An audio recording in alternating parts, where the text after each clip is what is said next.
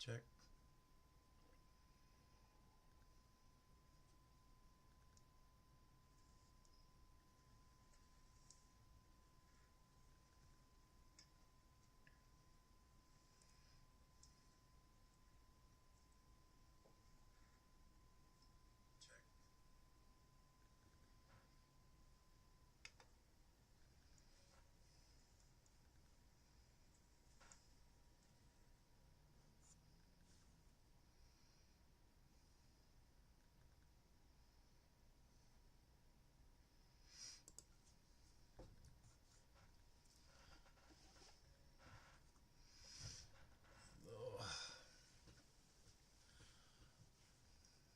Dolphins fans, everybody in the internet world, thanks for checking in.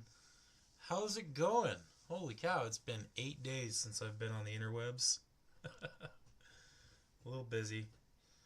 Life tends to do that when you have an actual job. And, we can't all be famous YouTubers and make a bunch of money, right? I think. I guess I'll start off with this whole cap situation. I was sitting here looking, trying to find out, what in the world is going on with our cap situation, because I'm hearing all kinds of different numbers. And if you go look at over the cap, says that the Dolphins are sitting at about $18 million, just under 18 million, 17,962,000. And that'd be great. But I'm not sure how accurate that is. I mean, it seems to be showing everything that's happened for Miami. But if you go look at Spot Track, you go and look at their number, and it's totally different, like way different. This one says we're sitting at about 7 million. Now, what I think they did is they've added in the draft pool for our draft numbers, and that's what looks like we're missing here, because they're figuring if all of our drafted players end up on the team, they're figuring about 12.5 million would end up being the cap hit for those players. A first round pick's going to make around 4 million, 3.5 or whatever, and they're looking at, for the second round pick, you're looking at about 1.5 million for that player to be signed to their rookie contract. So I think Spot Track is taking into account that number. So they're figuring if we draft all our players in the draft out of every pick and they all end up on the team and we have to sign all of them, we're looking at about $12.72 million to have those players on a contract, on a rookie contract. I'm not sure why they're doing that. I mean, obviously, I really doubt that all of these players that we draft are going to end up playing for the team, especially, in an aspect of suiting up and being on the roster. Some are likely going to end up on the practice squad, so I wouldn't really worry about that. And it kind of makes me think that for a more, accurate look at what we have right now available to us, I think that the over the cap number is more accurate, which is leading at about $18 million. So there's plenty of money there to work with. We have some ability to do some things here in the remainder of free agency, and we have enough to sign our draft our players from the draft. So I mean it's a pretty good sign.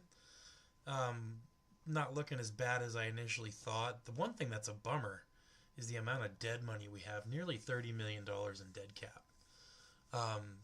Most of it is Kendall Fuller and Xavier Howard.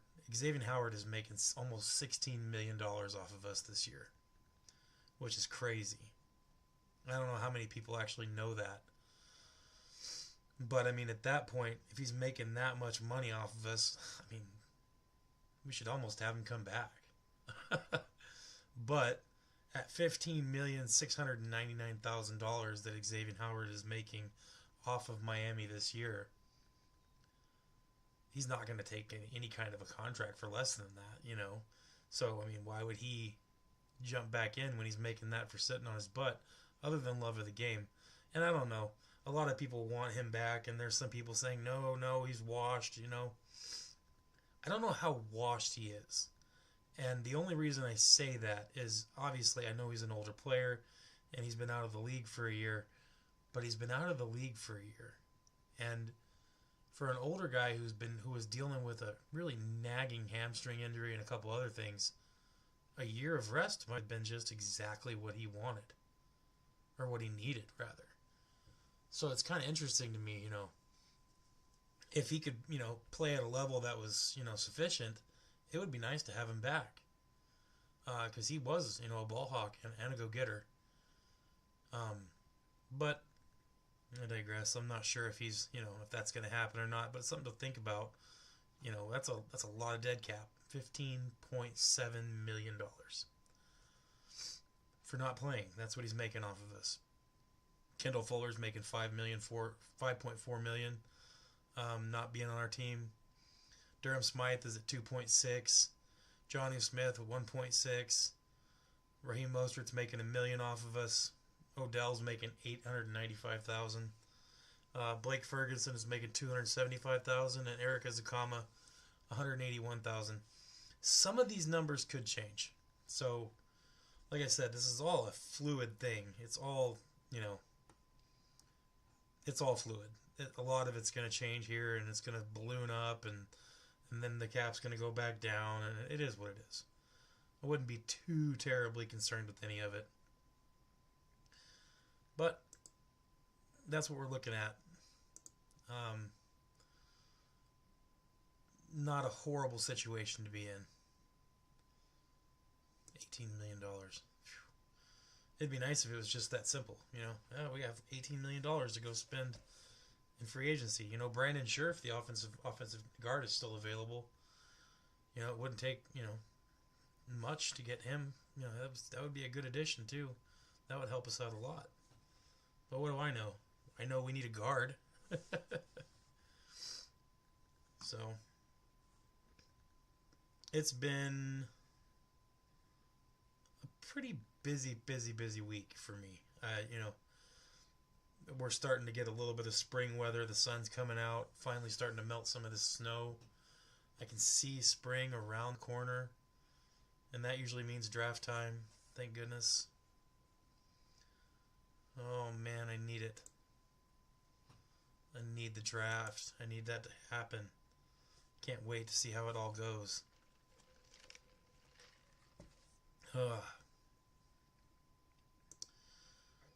But yeah, super busy. Super busy. Had the state archery tournament here in Alaska.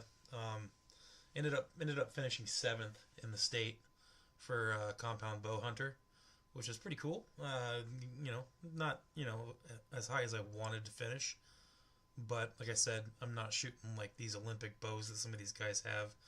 I'm shooting my hunting bow, which is not really the easiest draw. It's a very hard draw. So I figure pulling 7th place in state, not bad. I'll take it. Zonka, what up, man? For 13, so provided that we don't end up trading that pick away, that we don't end up exchanging it, trading down. If we stuck with the 13th pick, my big guess, obviously I really think that the way the board looks and the way everything's going to end up happening, it either needs to be a defensive lineman or a safety. And I can't say I would be upset either way, man. If it was a D lineman or a safety, I would be okay with that. I don't think Mason Graham's going to be there at 13. I think he's going to go way before that. So I think we should just put that to bed. So for the people that are saying we need to take a tackle, for an offensive tackle, I don't think that's going to work either. Membu and Will Campbell, those guys are going to be gone by the time we hit 13. It'd be crazy if they weren't, and that might change, what we're going to do. But I wouldn't expect that to happen. What I do think is Will Johnson from Michigan, the cornerback, he could be there. That would be an interesting choice. I do think it needs to be a safety or a defensive tackle, however. But I wouldn't be upset about that. I wouldn't be upset if we ended up taking Kelvin Banks, the offensive tackle out of Texas. That would be another one that I'd be okay with. I don't know. realistically, I was, there's another one that's also kind of interesting. There's so much interesting things happening here. I think it's probably going to be Malachi Starks or Nick Emenwari.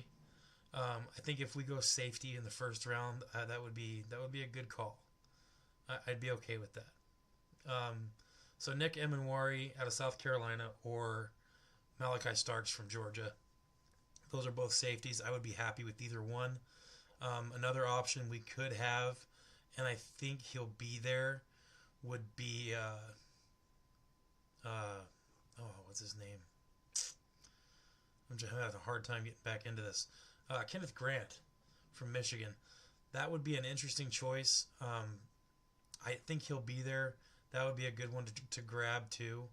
So Nick Emenwari, Derek Harmon. Derek Harmon's the other one I was thinking of from Oregon. Big dude. That's another interesting one. But as long as they go defensive tackle or safety, I think that there's going to be enough close to our pick where that's going to be pretty much, a best available situation. I really think that if we go for an edge rusher, I don't think that's going to be a good idea. Like I said, I won't be super, super upset if we end up taking, like if Jalen Walker ends up being there or Shamar Stewart, if they end up being there, I wouldn't be like upset if we ended up with that. But I do think that we really should think defensive tackle or safety in that first pick. Another good idea could be Kelvin Banks, the tackle from Texas. Obviously, if we ended up grabbing him, he wouldn't end up being a tackle. They would move him to guard.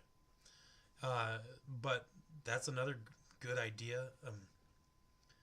So what I'll say is I'll augment it slightly. I'll say offensive lineman, defensive tackle, or safety.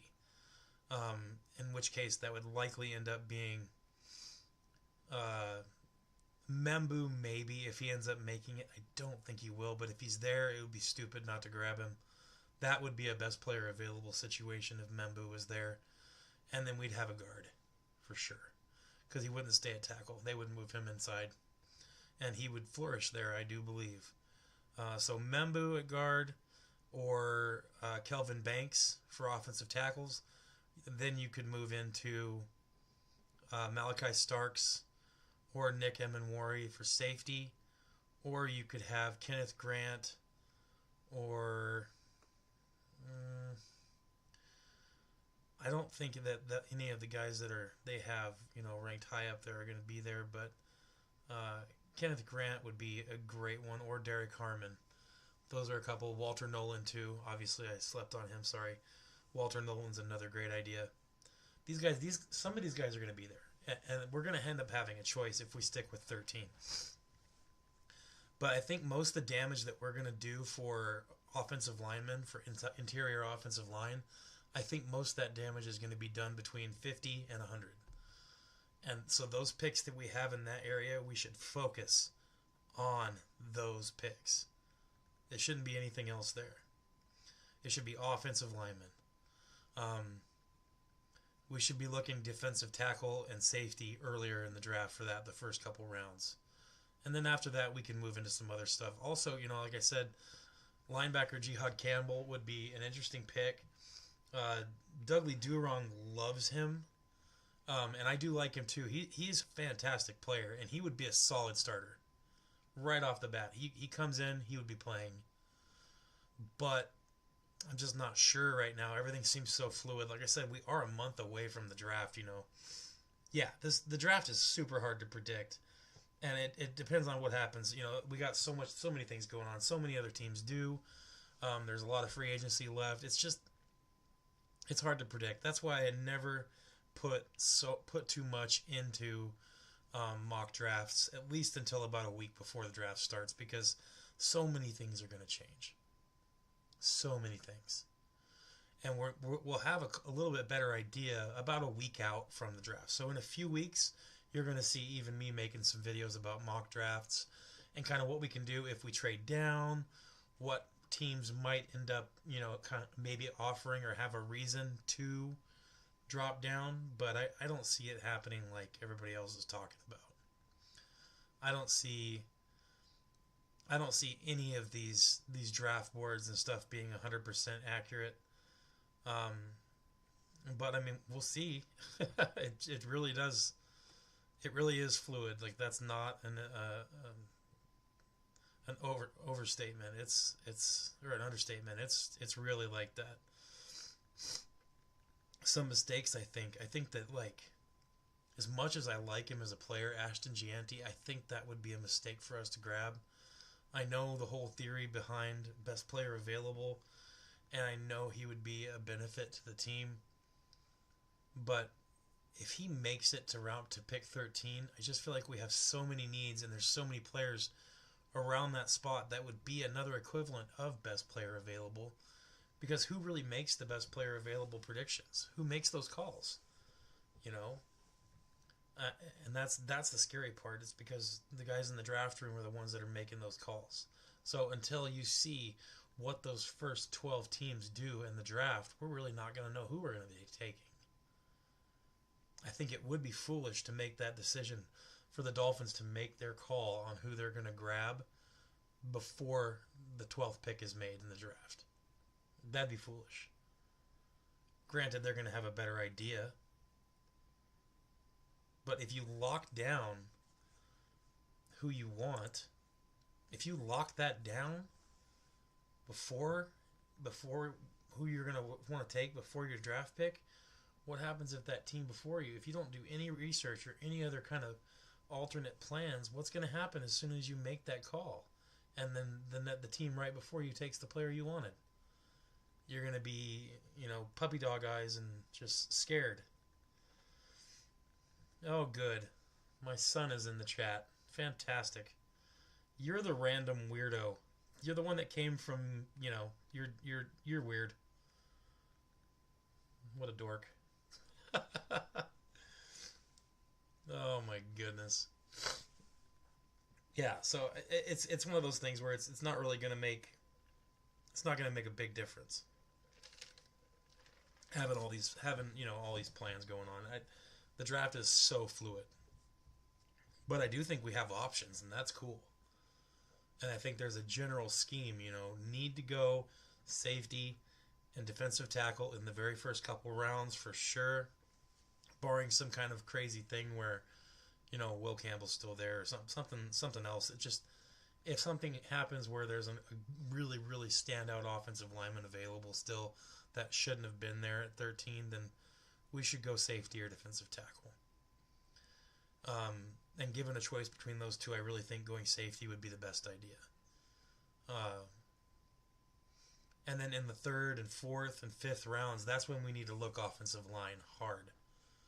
And need to make 3 solid picks at offensive line. Now, of course, this is obviously assuming that we're not going to change any of those out.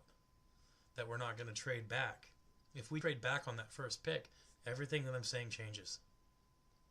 And this is why you have so many people talking like this is what's going to happen in the draft. This is what is going to be done. It's nobody knows. Nobody has a clue.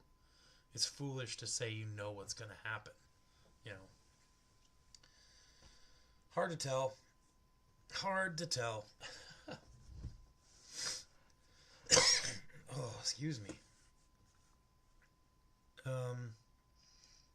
Yeah, it just depends. But it's exciting. I can't wait to see what happens.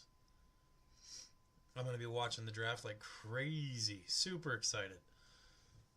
I just want to know what we wind up with and how this is going to look for the team.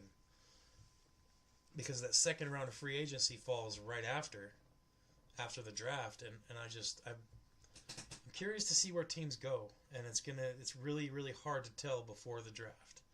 And then once the draft is over, then we get a really, really clear or a much clearer picture of what's going to happen.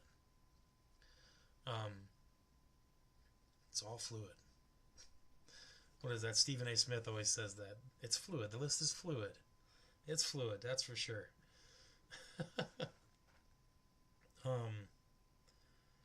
We had, and like I said, the Dolphins are still doing things.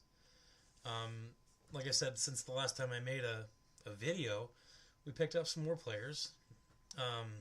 Obviously, cornerback Artie Burns from the Seahawks. We signed him to a 1-year deal.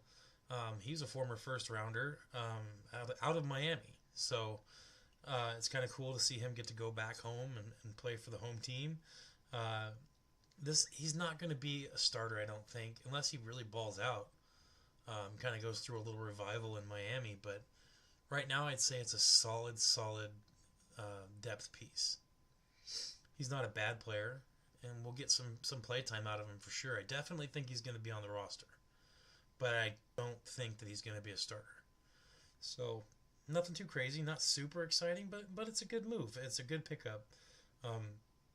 We gotten a few good players out of Seattle. We also signed punter Ryan Stonehouse, and this one from the Titans. This guy is an athlete. Having an athlete as a punter, what is going on in this world? He's been one, if not the best punter in the league, one of the top two in the last couple of years, and he's had over 50-yard punting averages the last 3 years. I mean, he's a good punter. That's a definite improvement, especially for a weak special teams unit. That's going to help a lot. I know it doesn't seem like that big of an impact, but a guy who can boot 50-yard plus every punt, like guaranteed, like it's automatic.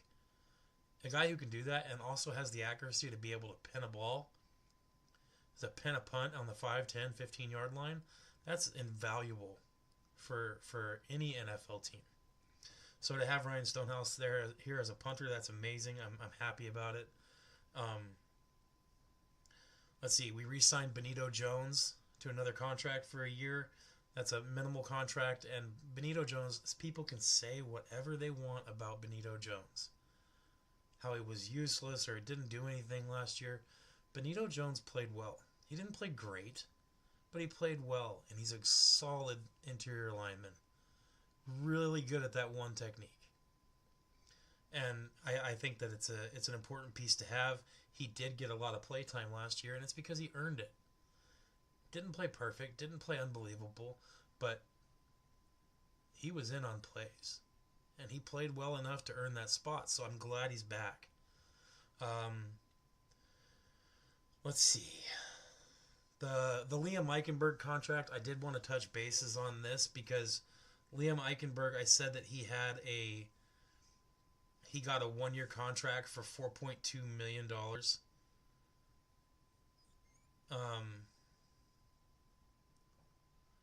For $4.2 million for a 1-year contract. That's what I said, and it was wrong.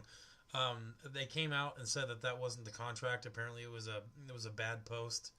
I don't know. I can't remember if it was Joe Shad or whoever it was. It was a fake account that made that. It ended up being a 1-year contract for $2.2 million, and that I'm a little more okay with than what I was thinking it was. So that's like half of what I was thinking it was going to be. So that's a little bit more easier for me to stomach, especially knowing the kind of head-scratching play, literally, that Liam Eichenberg produces on a regular basis. $2.2 million is still a lot of money, I think, for him. But hopefully, maybe he can figure something out this year and start playing a little better. But right now, Liam Eichenberg has one heck of a time dealing with power. And in the NFL, you need to be able to handle power. He can't do it. He can't keep his feet underneath him. It's hard to watch him play. So we'll see how it goes with Liam Eichenberg. The Dolphins did restructure, and this is why I said we had $17 million in cap space, or whatever the difference between over the cap and Spot Track says. The reason we got some money there is because the Dolphins restructured Austin Jackson's contract. It converted $9 million of his contract into a signing bonus, and that effectively saved $7.7 million against the cap this year. So that's a great move. I can't even front. That's a great move. I don't love Austin Jackson, but I recognize the difference that he made when he was in the game, especially in the run game. So happy that he got his contract restructured, got a little more of a signing bonus, and that's a good thing. Not much kicked down the road there either, just a little tiny bit. So it wasn't a pay increase or a decrease. It was just a restructure. So he's still making the same amount of money, just in a different way, which is great for Miami because we needed to do that one. That wasn't one of those irresponsible restructures. I feel like that was a good restructure. We also signed Willie Gay from the Saints, linebacker. This is a great signing. I don't care what anybody says. If anybody has something negative to say about this signing, you're drunk. Willie Gay signed a 1-year deal with the Dolphins. He is a fast puncher. He is a speedster. He's a fantastic linebacker. Good deal. Great addition. I can't say much about it right now. I want to see how he does. Does have some small injury issues, or has had some small injury issues, but you got to give players chances. And in this situation for Willie Gay, I think it's a good decision. So let's see how it goes. As I always like to say, we'll see how it goes. But we're starting to fill in some of those gaps. And are we filling them in with, blockbuster signings and huge trades? No, we're not. We're not doing that. We're doing it a different way. And I saw an article today on Fin Fanatic about how Chris Greer is purposely trying to pick bad players, and he's going to draft bad because he's trying to wreck the team. And this is what I would call reckless reporting. Do I like Chris Greer? No, I don't. Do I think he should be fired? Yes. Yes, I do. But Chris Greer is not purposely trying to wreck the team. That's crazy. That's crazy talk. First of all, it's completely unwarranted. There's no evidence to that. What I do think is happening is I think that Stephen Ross said, hey, no wasteful spending this year. I'm cutting it back. Quit restructuring contracts that don't need to be restructured just to get a few extra bucks and make some signings. No more of it. No more kicking contracts down the road, taking cap space away this year so we can add a whole bunch next year and the year after. No, we're not doing that this year. And if that's what happened, if Stephen Ross sat down with Chris Greer in the Dolphins front office and said that, or did something to that effect, it's a great decision. Because as a fan, I'm not just thinking about next year, and as a fan, you shouldn't either. None of us should be just thinking about this year coming up. We should be thinking down the road the next couple years. What are we going to do if we've got millions and millions of dollars that we have to cover for a bunch of players that won't even end up on the team? We're going to be sitting there with a bunch of Xavier Howards where we have to pay $18 million to them when they're not even on the team. We can't do that anymore. We just can't. So making that decision this year, as much as it does suck, because we all want those big signings. We want the Dolphins to go get those big guys, those great players. But not just any team. No team can do that. You have to have space. You have to spread it out a little bit. And you have to be responsible when it comes time to be responsible. And that's what Miami's doing. So I'm not going to blow a bunch of sunshine up Chris Greer's butt. But I will say that this situation, if it was Stephen Ross that decided not to spend a ton of money this year and to try to build the team otherwise with players that have good attitudes and work ethic, which is what I'm seeing, a lot of players that have a different kind of attitude than the players we're used to picking up. A little less of that superstar mentality and a little more of that head down, ass up work ethic. If we end up with that, I'll be happy. I don't care if we end up going 8-9 again, but if we do it in a more respectable way with a team that's full of fighters, I'll be happy. I'll be happy. I'll notice the change, and I will continue to talk about it. But as of right now, I have nothing to report on that other than the fact that I'm noticing the players that we're bringing in have a different kind of attitude than what I'm used to seeing. I'm impressed by it. I like it, and I feel like I need to mention it because not a lot of people are. We should want that, especially as much as we all complained about it at the end of the year. I think it's a good thing.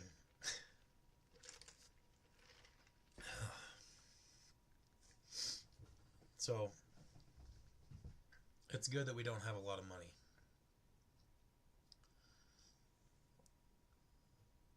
And I was listening to Finn Posse's podcast, Big C. He was on there doing a live today, and I was in the chat talking and listening to him talk, and it got me thinking. There's a lot of Dolphins content creators. They were talking about it a little bit there, and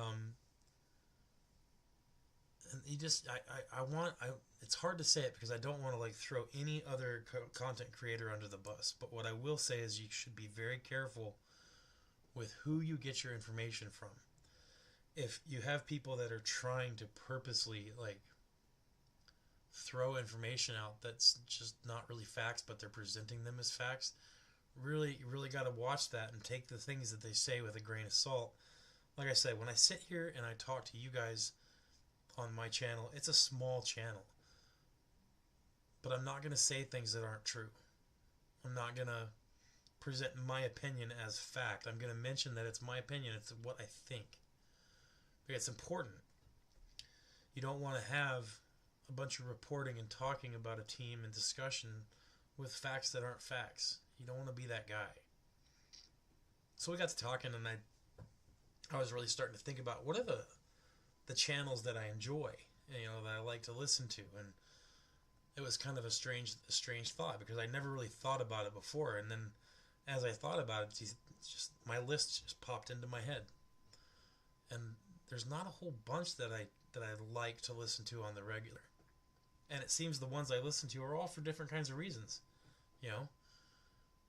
When I want evaluations, in-depth looking, kind of a pick-apart type mentality where they examine the things that not a lot of people do, or at least go into a certain amount of depth about it. The first two podcasters, content creators that pop into my head for people that are in-depth and informational would be Curtis with Ace Per Head. Obviously, I do some stuff with him on his channel, his live streams, which I'm going to be hopping over there here in a little bit for his live stream. And Kyle Krabs for Locked On Dolphins.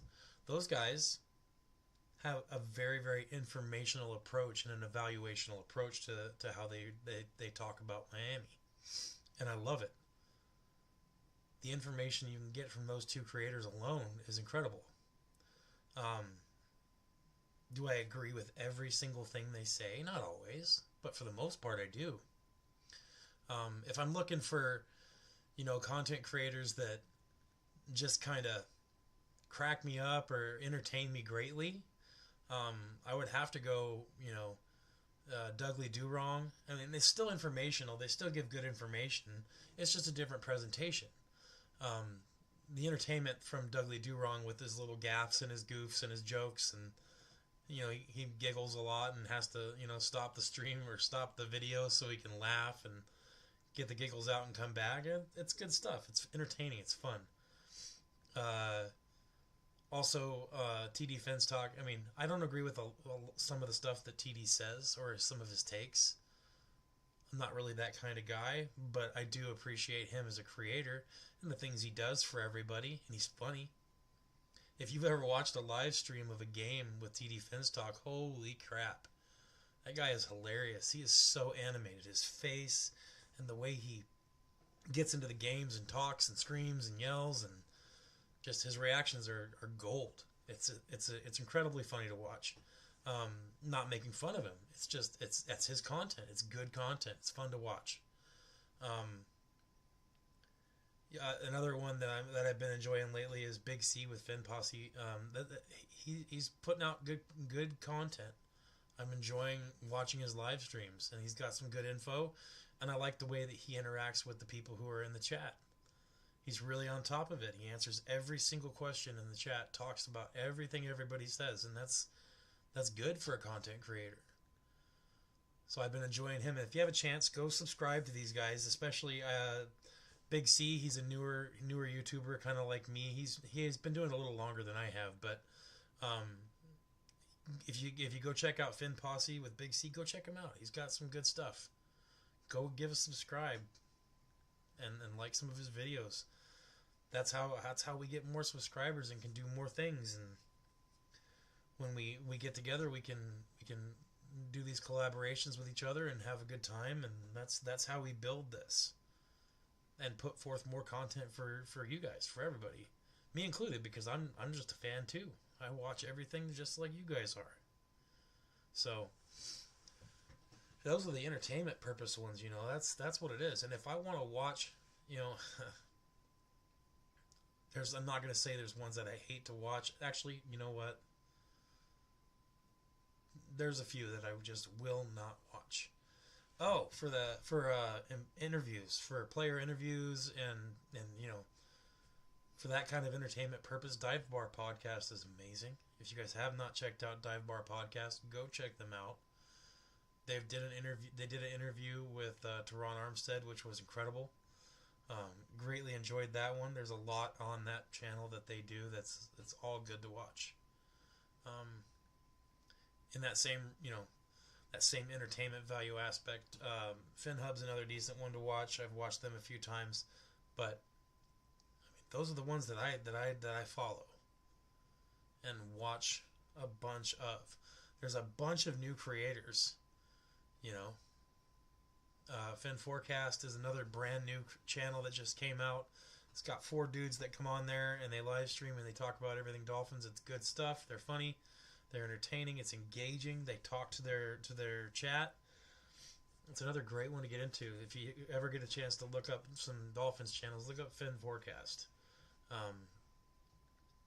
It's a good one to check out. And obviously, like and subscribe to mine too. It helps. There's a lot of creators. You just got to be careful with where you get your information from.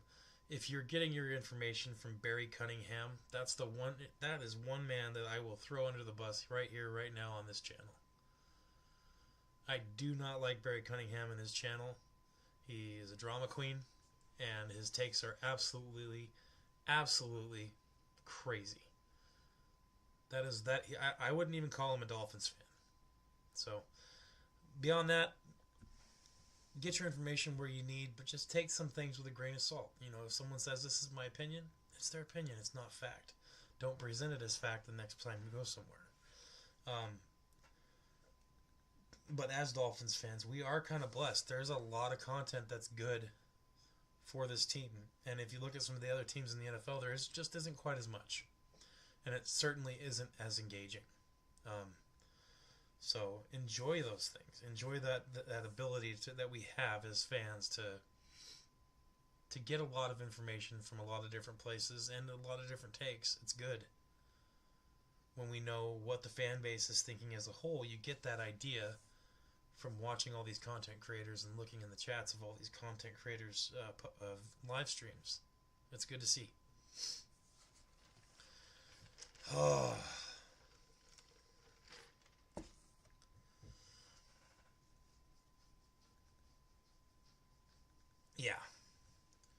Yeah, 400,000 or 500,000 subscribers. Yeah, like I said, Barry Cunningham is a complete joke. Like I said, I don't even think he's a Dolphins fan anymore. When I first started watching YouTube content about the Miami Dolphins, he was one of the people that I started watching because it was one of the first ones that popped up. Because he had a high sub count, and it just became very evident very fast what he was about. And when he started hating on Dudley Do-Wrong and saying the things that he said about him, it was too much. I was like, oh my goodness, unsubscribing from Barry Cunningham immediately as soon as I saw that. Dudley Do-Wrong, like a year ago, I think it was last off season, he made a video, and Barry Cunningham had said some pretty choice things about Dudley Do-Wrong, and I was just like, man, Dudley Do-Wrong is like one of the nicest dudes out here, and Barry Cunningham is just kind of tearing him apart for no reason. And it was totally wrong in the first place. It wasn't even anything that was factual. It was just messed up. Pardon me. I got a frog in my throat. It's gone. It was there, though. But, yeah. That's the one person I just do not recommend. Just about everybody else has got something that's good about their channel. And we're blessed. We're blessed to have all this information accessible to us. So, And we covered the new additions. We covered the draft. What else did we do here?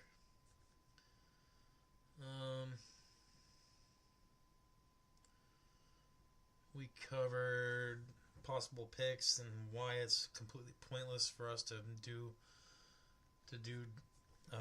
mock drafts right now. But soon we're going to start doing it. I'm going to start doing it. Prospect videos are kind of meh. It's one of those things where I could make a prospect video, but everybody kind of knows the ones that are worth it. And I'm not going to make a quarterback prospect video or a running back prospect video and waste the time editing all that together and doing that, because those aren't positions that we need. I know a lot of people think we need to trade Tua.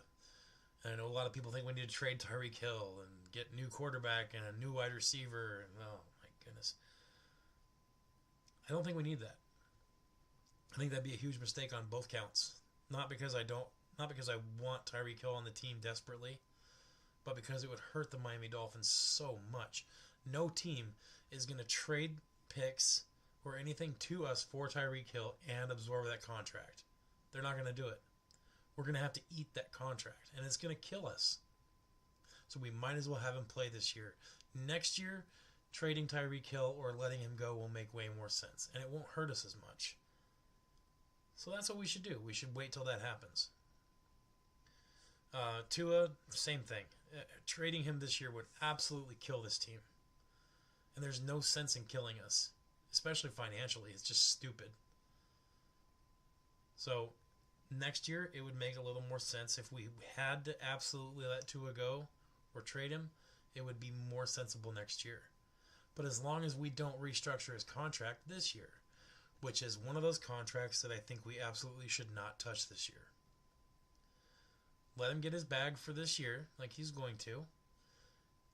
Don't restructure his contract again. Don't add more years to his contract. Let's see how he does this year. If he fixes some of these issues like staying healthy, or if the same thing happens again. If the same stuff happens again, we might have to look as a team, not necessarily me as a content creator, but the team might have to look at possibilities at the quarterback position.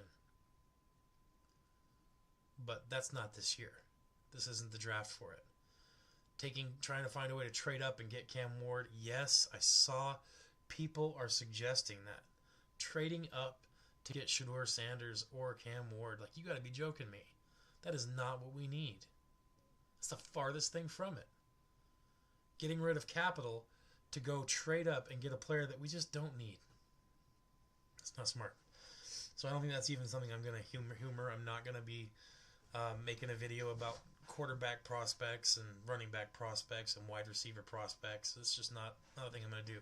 What I will do is I'm going to make a video about prospects for cornerback, for safety, for defensive tackle, inside defensive lineman, and offensive lineman. That's it. Those are the positions we desperately need to just spam picks at this draft. So those ones I'm going to make a video for, but not until a week or two before the draft, because there's just no point in it right now. Who knows what's going to happen with these big boards? Things happen every day, it seems like. It seems like every day I go and I look at the big board and I'll see, or some big board, and I'll see a player that got a DUI or a player that got an assault charge or something like that. And it's like, do we want players like that on this team? No, we don't. Or if we do take a player who has something like that, did he learn his lesson? Does it seem like he's the player who has the intelligence to learn from something like that? Or is he the kind of player that's going to make the same mistake over and over and over again? Tyreek Hill. Did you guys hear that? Somebody say Tyreek Hill behind me, or was that me? No, it was me. I said it. We don't need that crap. We need more players on the team that have a fighting mentality, a head down, ass up mentality, not a Tyreek Hill mentality. I think Tyreek Hill stays on the team this year, but I don't think he stays on the team next year. I think this is his last year as a Dolphin. But we'll see. Who knows, really?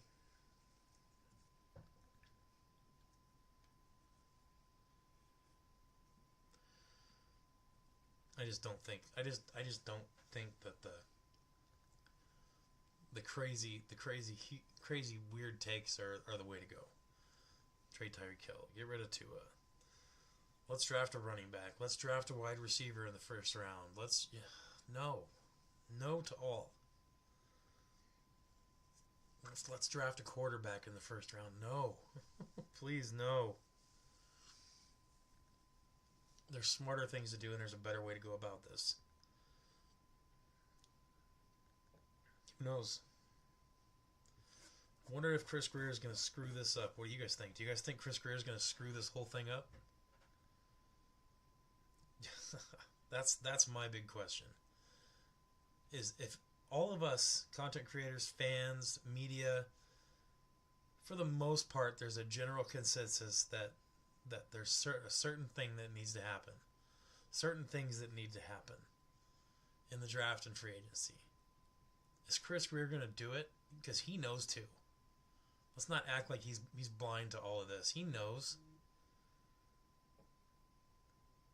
But is he going to do it? Man, I hope so.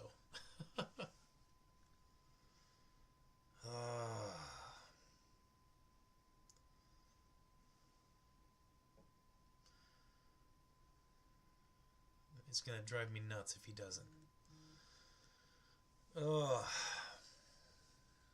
I think we're going to see... You'll see a fan base that completely has given up if Chris Greer screws this up. But if he plays this smart, like he has really so far this offseason, he's played it smart. If he continues to do that for the draft, I think we're going to be okay.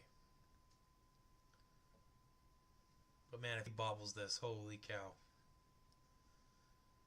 If we wind up with one offensive lineman in the entire draft, it's over. It's just not enough. If we end up not getting a defensive tackle in the first few rounds of the draft, nope, not going to work. If we don't pull a safety out of that first round, it's over.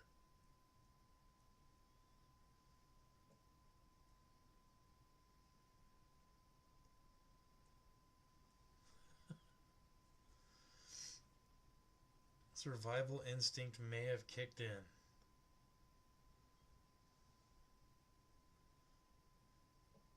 Oh, yeah. His survival instinct. You're right. It might have. Like I said, not trying to give false hope. It very well could have. And if it did, good for him. Finally figuring out what he needs to do as a general manager. Wouldn't that be something? But it would be something. If Chris Greer just nailed it this entire offseason. If some of these players that he's picked up in free agency that weren't supposed to be much of a contributor ended up being contributors, ended up staying healthy and turning it around. If we got a few players out of the draft that were actual players and wound up having an increased role on the team, on the field, making a difference, I don't know what I would do. I don't know how much credit I would be willing to give him, given what he's done in his tenure here with the Miami Dolphins. But if things worked out this year and we did things that we haven't done in a long time, I would be willing to forgive some of it. I'd be willing maybe to admit that I was wrong about some things, because in the beginning of this year, I said I'm not sure he can do it. I don't think he has the ability to be totally smart and ace an offseason. I said that in one of the videos as soon as the season was over. I didn't think that he had the ability to ace an offseason. And if he does, I will be the first to admit that I was wrong. Yeah. I would be the first to admit that I was wrong. And like I said, like you said there, Zonk, I would say thank you, and I would still fire him. I'm pretty sure I would still fire him too, but I would feel a lot better about the thank you part. I would maybe even mean it. Thanks, but we're going to move on. Oh man.